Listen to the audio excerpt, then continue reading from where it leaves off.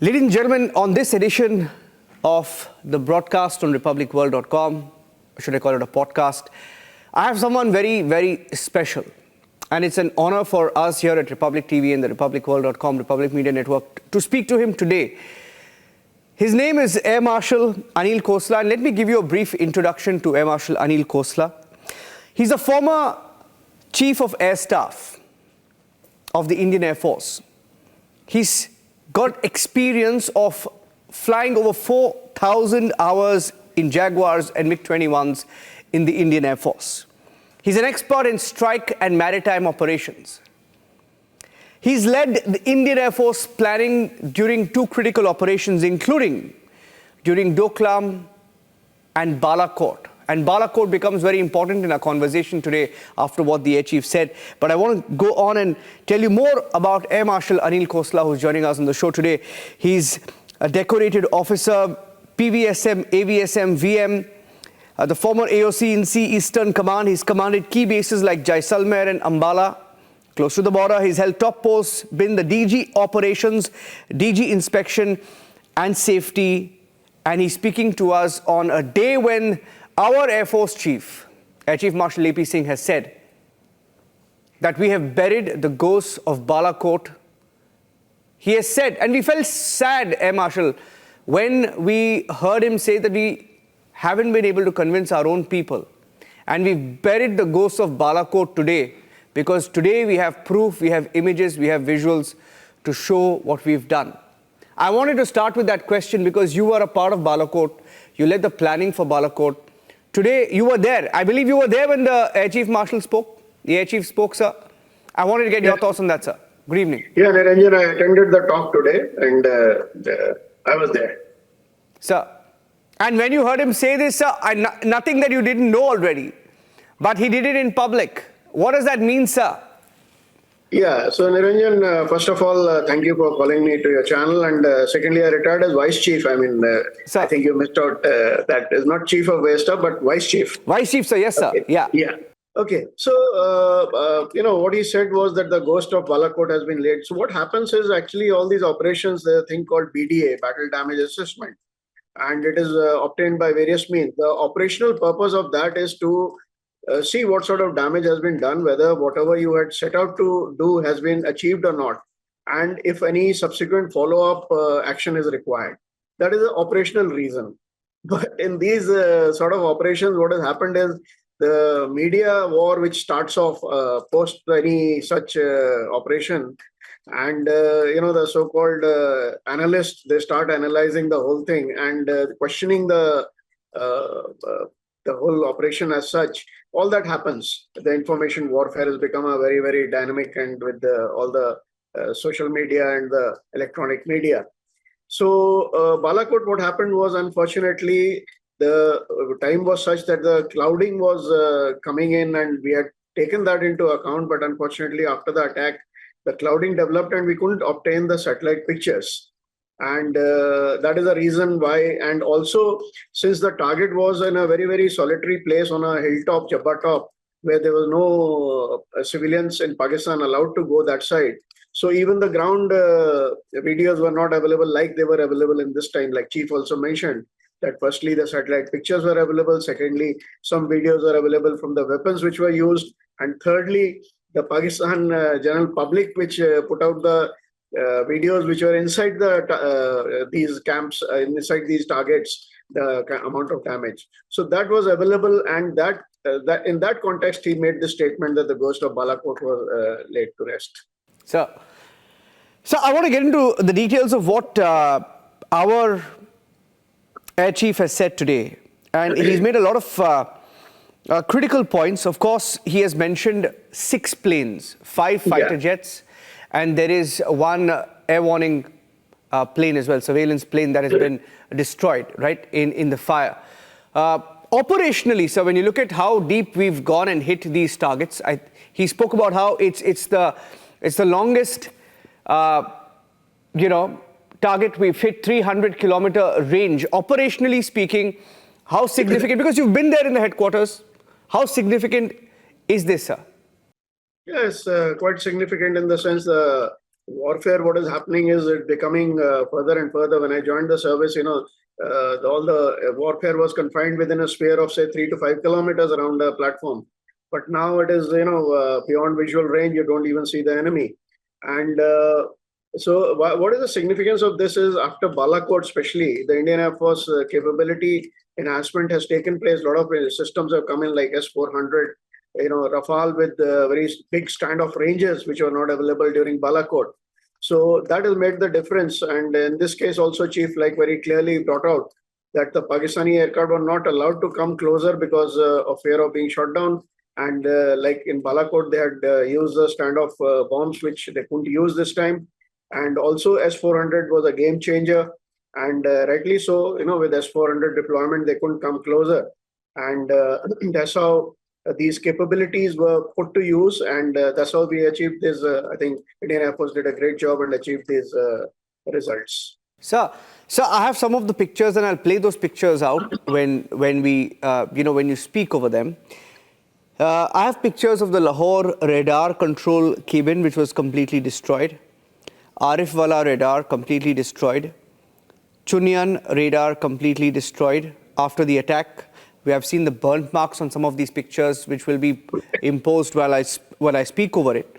All hits were within 60 minutes of Operation Sindoor, which is between 1:15 a.m. to 2:15 a.m. 5 fighters eliminated by the Indian side. I am being told, and this is what we have received from different sources, that 5 jets shot down by the Indian side were of Chinese origin. Now, some of our reporters who've been reporting on this beat are reporting that, saying that the IAF has analyzed digital signature of these flights of these planes, jets during operation and post-operations as well. And we have about 10 striking images. And we are being told that the Chinese-made fighter jets were the ones that shot down. Digital evidence indicating that a C-130J and one SAB-2000 airborne early warning system was also destroyed. An F-16 fighter aircraft partially damaged during the IAF missile assault on the 11 bases, some of which we have seen even in satellite images that they were home to F-16 planes that were in those hangars. For us to achieve this kind of a result, sir, what kind of operational freedom does the Indian Air Force need and work with? Yeah, so Niranjan, firstly, I'm not privy to exact, the radar signatures and the digital signatures which you're talking about. And I also, rely on open media and whatever information I have. Going at the background, like you rightly said, I can analyze a few things in a proper perspective. And of course, what you listed out, the damages were also in the 88 to 90 hours operation, maybe first day or the third day. I analyzed the whole operation in 3 phases. That is, phase 1, when the punitive action against the terror camps were taken. The second phase was when the Pakistan retaliated and kept escalating in spite of giving them a window to stop the thing. And third phase was when we did the punitive action on their airfields, and quite a bit of damage was done at that time. So if you take the complete damage, obviously a lot of damage took place in these 90 hours as far as Pakistan Air Force is concerned and Pakistan military is concerned. And the message was very clear. Now you talked specifically about what is the operational freedom. Very rightly said, firstly, the will to use the air power, like earlier days, it was considered escalatory and we were reluctant to use air power. Now the air power after Balakot, that myth has changed, that it is escalatory. You can use air power, still you can control the escalation. That is one. So political will is very, very important. And secondly, freedom is very important for defense forces to be effective. I'll take you back to the example of Kargil. Kargil, we were told not to cross the borders, and the action was limited only to POK along the LOC, not even international border. So that is like, fighting with one hand tied behind the back. And that restricts the operational effectiveness. Yeah. So, sir, I'm just getting in some more news now. And we're also getting this confirmed through our sources in the Indian Air Force. We are being told that 19 BrahMos missiles were fired at the Pakistani air bases. 19 is the number that I have. And we also used French Scalp cruise missiles. LET headquarters was hit by Crystal Maze missiles. Jaish-e-Mohammed headquarters hit by 6 Scalp missiles. M77 howitzers destroyed the Tier 2 defenses of the Pakistan Army. Now, I'm getting in more details because we are picking up these details following what the Air Chief said today. Now, Yes. for an operation of this scale, because you just mentioned Kargil, you were not allowed to cross the border or strike across the border, and then you have an operation like this, which has broken every rule of engagement, if I can say that. It takes a lot, sir, because, you know, we were there in the newsroom reporting it day and night. What kind of planning goes into something like this? And preparedness, of course. Yeah, Ranjan very rightly said, a lot of effort goes in which is not visible to anyone. And it's not only when the action starts, it is much before that. I remember Balakot, those 14 days before the actual Balakot strike took place after Pulwama. Those 14 days I'll never forget in my own entire life. So a lot of action goes on. I will elaborate a little bit. But I'll correct you here a little bit. No rules of engagement were ever broken. I mean, when the rules of engagement are laid down, they are followed in letter and spirit. What you're saying is basically maybe all the norms were broken, previous norms. Yeah. Okay. So first is, the intelligence and the planning process. So first is intelligence gathering, which is very, very crucial. When you engage a target, you need to know everything about the target. What is the layout, what it contains, what is where, what does it house, what is it made of, what sort of weapon should we use, and how many hits should it take, how many weapons should we use to, what weapon and how many weapons should we use to destroy it, and secondly, how many times should we visit the target. So all this decision is taken based on the intelligence available, and all possible sources are utilized, and it's a continuous process. During peacetime, the likely targets, the target folders are maintained. All this information is updated regularly. So that is the intelligence part of it. Now comes the planning process, which is a very, very scientific method. And we get trained in the Air Force for, doing this process. And what happens is when you select the target, as I said earlier, you study the target and then decide what is the mean point of impact you want to hit and what effect do you want. You want to destroy totally the target, or you just want surgically remove something out of it. So depending on what effect you need, you decide what sort of target you should, what sort of weapon you should use, number of weapons you should use, and there is a scientific process by which this planning goes on. And then, of course, execution is a big planning process where a whole lot of agencies are involved, and that is where coordination comes in between various agencies. Yeah. Sir, I don't want to take you back to Balakot, but if you can, because the chief mentioned it today, and it was the first time that we, went across the border and struck them, in the recent memory, right? And in Balakot was a message. That's when you mentioned the word norm, when the norm was really broken, right? So if you can tell us, sir, because many people don't remember what happened in Balakot for our viewers 5 years down the line or 6 years down the line. What was the kind of damage we inflicted on them in Balakot?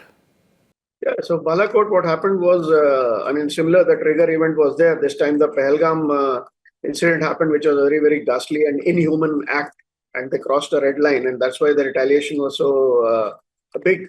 And in Balakot, also Pulwama happened where they, attacked our CRPF convoy, and that was also not acceptable to India. And the Indian strategy has changed towards terrorism, and it's become a strategy of punitive deterrence. Starting with Uri, with the Americans, with the Uri attack, where the army did a surgical strike and did some action. Thereafter, Balakot happened, where the first time air power was used. And in Balakot, we decided a target, which was Jaish-e-Mohammed camp, and we had the intelligence report that there were 300 trained terrorists there.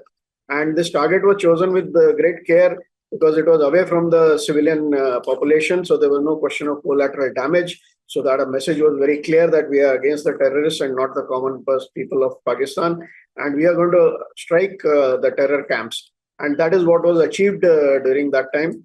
The camp was hit, and a lot of casualties took place during Balakot.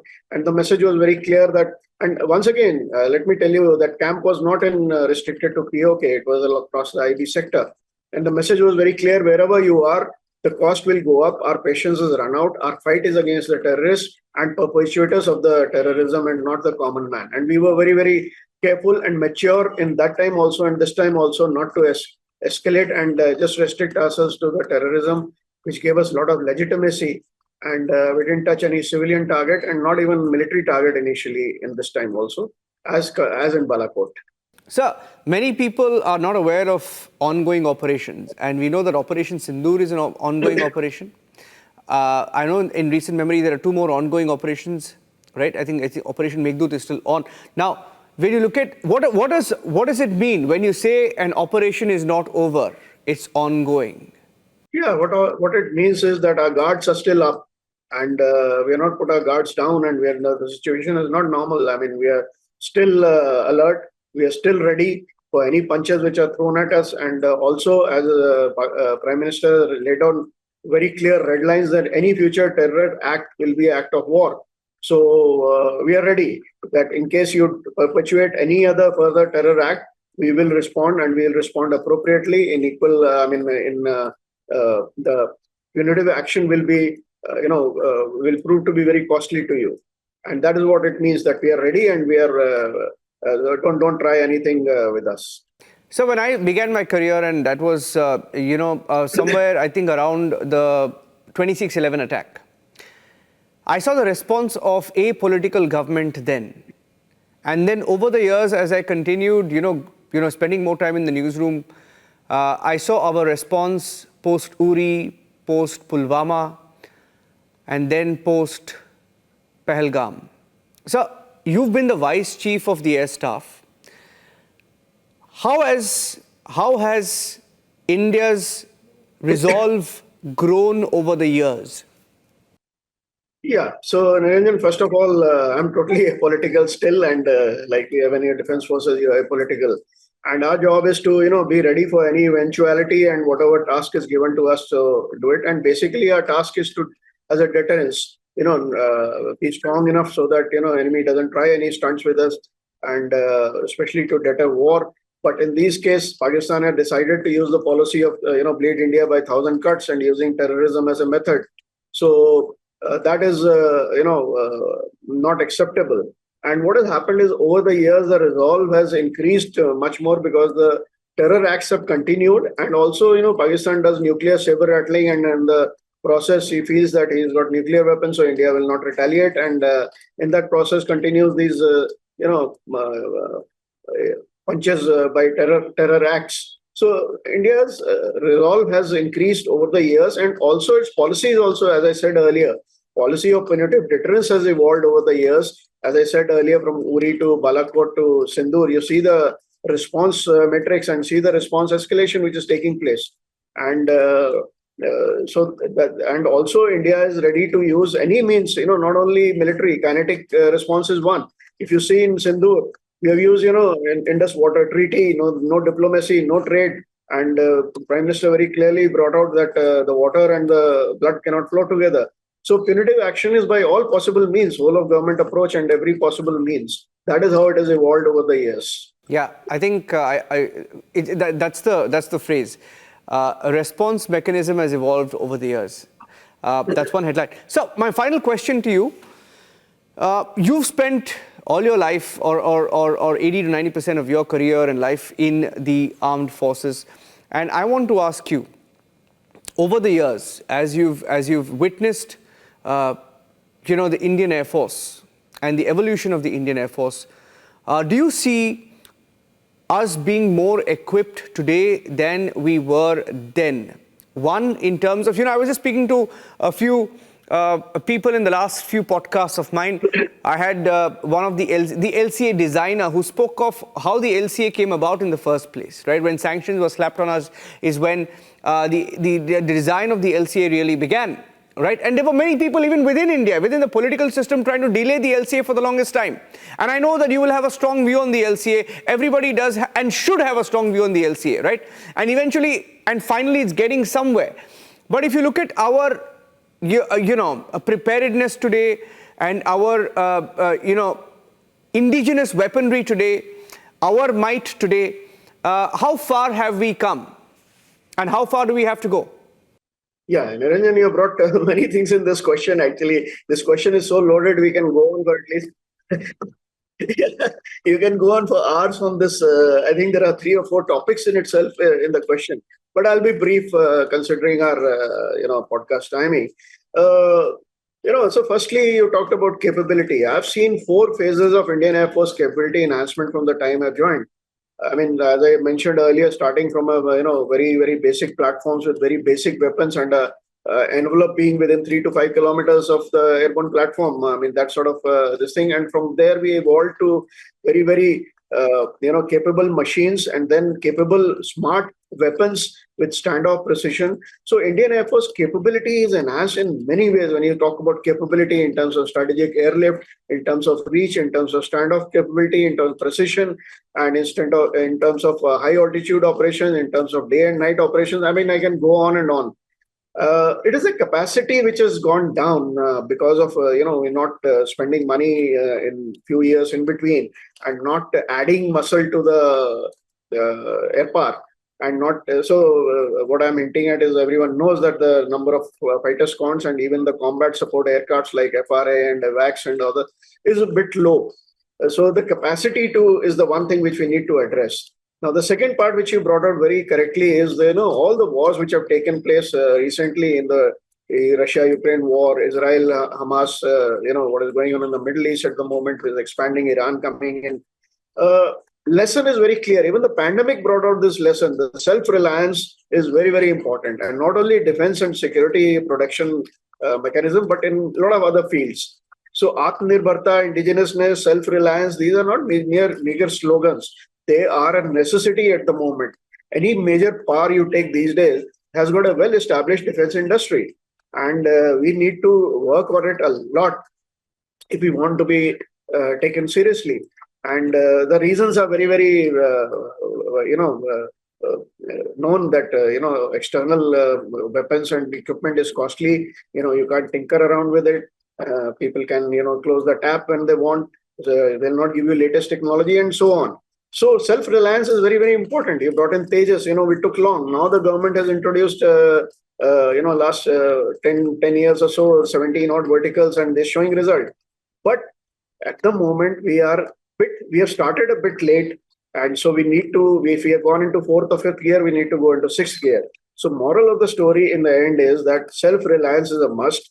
At the moment, we need induction of technology, and we cannot go below minimum deterrence level. For that, we need to procure something from outside. While we are doing procuring from outside, the deal should be done in such a way that it does not kill our self-reliance project, but augments it. I mean, very easier said than done, but it's a difficult proposition. So that is where we stand at the moment. We need to go into much higher gear as far as self-reliance is concerned. Marshal Khosla, thank you, sir, for joining us and giving us your time this evening. He's joining us live from Bengaluru, ladies and gentlemen. He was there this morning when the Air Chief gave that important information to India about how many jets we shot down. Thank you, Marshal Khosla, for joining us on republicworld.com. Thank you. Thank you, sir. Thank you.